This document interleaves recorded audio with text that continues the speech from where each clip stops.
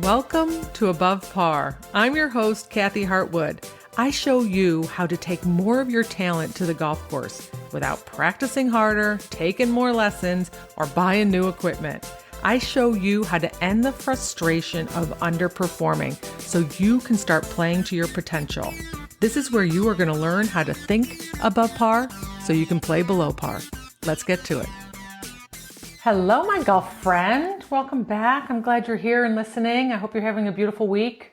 I wanted to give a shout out before we got started today to actually it was from high school, a friend that I reconnected with on Instagram. Her name's Hillary, and she won the Most Improved Golfer this season thanks to all your help with your podcast. So thank you for giving me a little notice there in Instagram. I appreciate that. She said that last year was the worst year of golf for me. I was actually thinking of quitting. So my handicap went up to a 31 and now is back down to a 25. And listening to your podcast really helped. I am more relaxed playing golf and it's just for fun.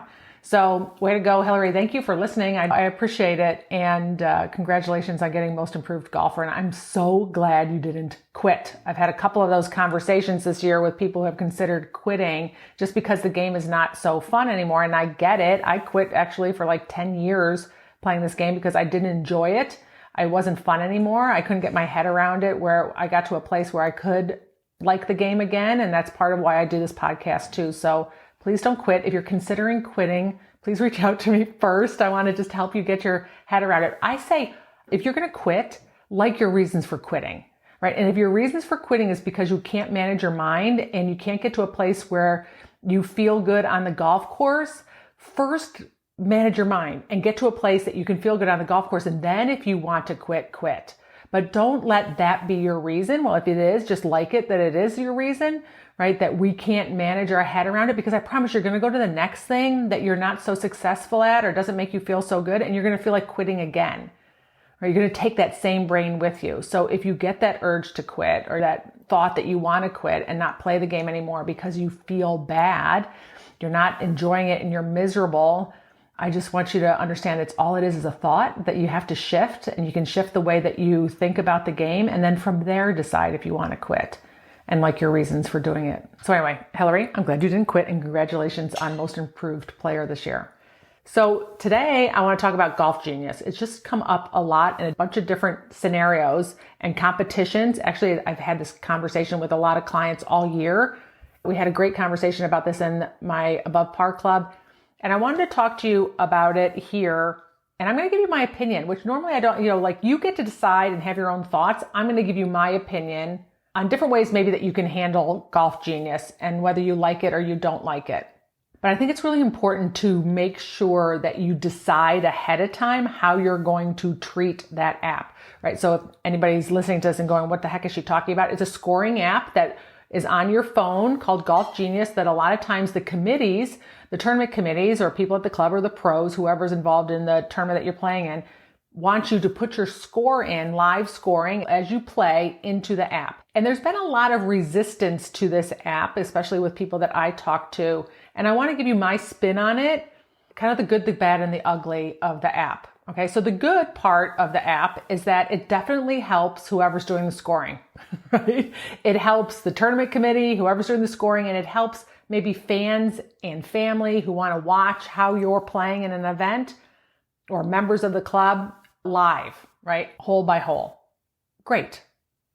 Okay, nowhere in there is the good is for you. I'm not really sure how it serves you to be asked to put in these scores into the Golf Genius app, but hang in there with me. I'm going to give you all the different scenarios that I perceive in my head about it. The bad is that someone in the group has to volunteer to be the scorer, which I think is a burden on one person. When we have paper scorecards, everybody's keeping somebody's score, right? If you have 3 people in the group, you just change scorecards around. You're keeping your own score, you're keeping somebody else's score. So everybody has an equal weight of distraction because the phone is a distraction.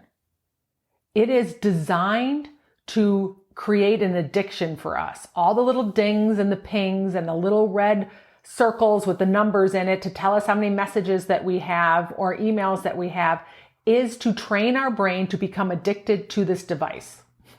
We can create a little bit of a dopamine hit for us. That's the way it's designed. We get a ding, right? We get a little Pavlov dog in our brain. Let's go look at our phone and check out who wants to see me or who wants to talk to me. So when you're on the golf course and you have to pick up this device that we have a tendency to get addicted to that is full of distraction, it takes you away from your game. Now, yes, you can turn the notifications off. I don't know if you can turn the circles off on the bottom of the screen for your messages or your emails. But yeah, you can turn notifications off. But there's also, depending on how much you use your phone, there's this underlying urge just when you pick it up to go look at it.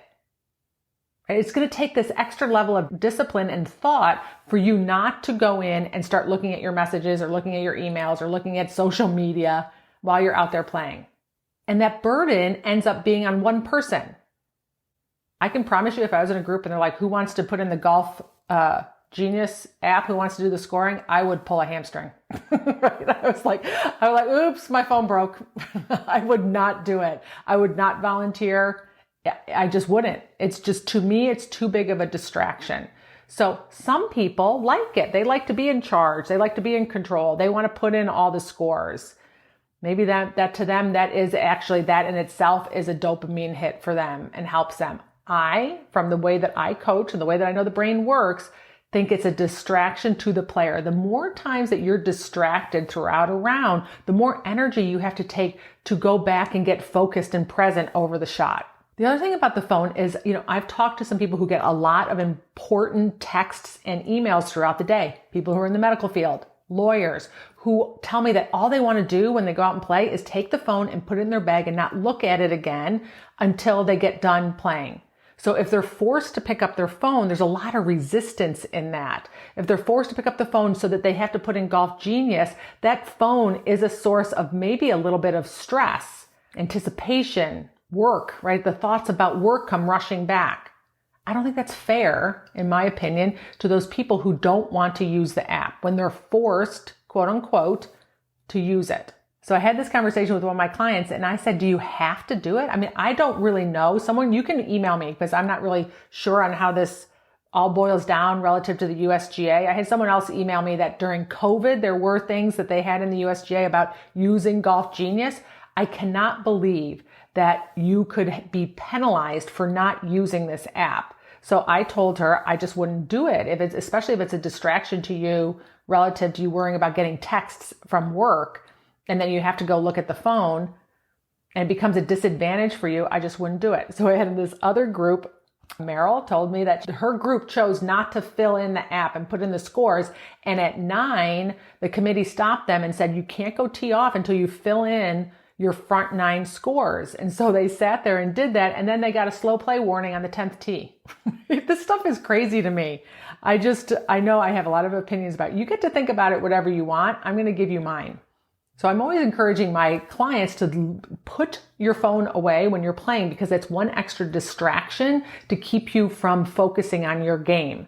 Then we're asked to pick up our phone and plug in scores while we're playing. It is actually a distraction. I think it's a burden on one person if only one person has to do it unless they love doing it. And I think the pressure to use it is we worry about what the committee is going to think or what other people are going to think if we decide, I just don't want to use the app. I'll turn in my scorecard. I'll fill it all in on 18. And we worry about what other people are going to think. So the only caveat in there is I cannot believe that you would be penalized if you didn't do that. And if you weren't going to be penalized, people who are listening to this who are on tournament committees are going to be mad at me. You make the decision on what's best for you and your game. Because of the good in here, nowhere in there is that it helps your game. I have no idea how it helps you. I can only see how it hurts you. So from my perspective on how I like for people to manage their mind around the game of golf and their emotions so that you can focus better and play to your potential, I don't see the upside in using an app to keep your score. But if you choose to do it and you don't see the downside in it, great, no problem. But if you at all think that it's going to be a distraction for you, or you have that resistance that I just don't want to do it and I'm forced to do it, that's not going to serve you while you're out there trying to play your best golf. So the third part about it, the ugly part about the Golf Genius app is live scoring. So as I mentioned before, phones are designed to create this addiction and this urge to click buttons, right? It's clickbait. Basically on your phone, the little dings, all the little red circles. So when you're out there playing and you see the link for live scoring, you're going to have this urge to click that button and see where you stand. I want to tell you that once you click that button, you can't unsee. You can't erase it from your mind. So you want to like your reason for clicking the button. So let's go through a couple different scenarios. Let's say you're going into the last couple holes. Most people are going to click this button or look at live scoring going into the last few holes to see where you stand. So let's say you think you might be ahead and you want to see. And let's say you're on 16 and you look and you notice you're 2 shots ahead. And you answer these questions for yourself. I went through this with a couple clients actually. You're on 16, you look and you see you're 2 shots ahead. How can you anticipate that you're going to play those last 2 or 3 holes? Are you going to guard yourself from making a mistake? Are you going to play conservative? Are you going to start steering it around the golf course, protecting your lead? Or is nothing going to change? We would like to say nothing's going to change, but I'm just going to say I want you to put yourself in that scenario after you see it. Most of the time, people are going to guard that lead and play safe. And when we play safe and we start steering, we actually end up making bigger numbers. Second scenario, you're a couple shots back. You're like, well, if I make a couple birdies coming in, maybe I can catch this person. That's the rationale. Like, let me see where I stand. And if I'm behind, then I'll go and I'll try and make a couple birdies. Why the heck haven't you been trying to make birdies for the first 15 holes? Right? If we could turn on the birdie machine that quickly and easily, we should have been doing it the whole time. What happens is the minute you say, I need to hit it close and I need to make this putt, I need to make a birdie so that I can catch that person, as long as that thought and that process works for you, as long as it helps you focus and you become more present and engaged and motivated with what you're doing, great. Most people feel pressure.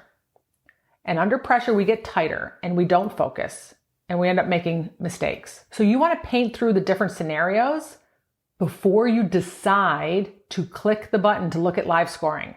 Make it a decision and not an urge. Now, the one scenario that I could come up with where it would be useful, especially for me and for a lot of people, I think, would be if I felt like I was struggling and I kind of had a case that I don't give a shits, right? Where we're kind of like, forget it, I'm out of it. And we looked and then we realized, oh, maybe I'm not out of it. I'm actually still in it. Everybody else is struggling too. And then we re-engage. That would be the only time I could see where that would be useful for me when I'm out there playing in a competition. So my point about the Golf Genius app, and especially this part particular to the live scoring, is just know that you're going to have an urge to want to click that button because the phone in general has created that for us. So our brain just instantly is going to go and want to talk us into clicking it, right? We want to see what's behind there. Be on to yourself for that. And then make sure you decide ahead of time under which situations am I going to go ahead and look at that live scoring. And just like your reasons. Because whatever you see, you can't unsee. And anticipate how that's going to affect your performance going in.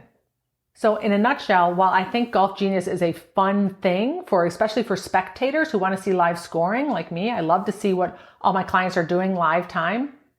I'm not so sure it's great for the player. I think it's more to benefit people like me and the scoring committee. And I want you to just be cognizant of the fact that are you going along with that? And it is a distraction. It's preventing you from playing your best golf because you're focused on this device that is a distraction to you and keeping you away from your game, or is it not a problem? It might not be a problem for you. But I also think you have some agency over this. You get to decide. I think you could set some boundaries around putting in your scores into your phone when you don't want to look at your phone, when you're trying not to look at your phone, where it's a source of stress for you. I think you get to decide.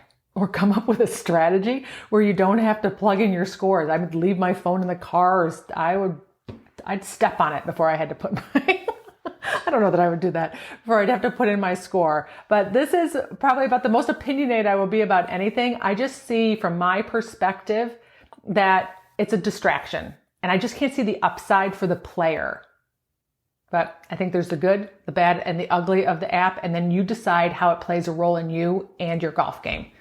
All right, my friends, I hope you have a beautiful week. And if I can help you in any way, make sure you check out kathyhartwood.com. All right, talk to you next week.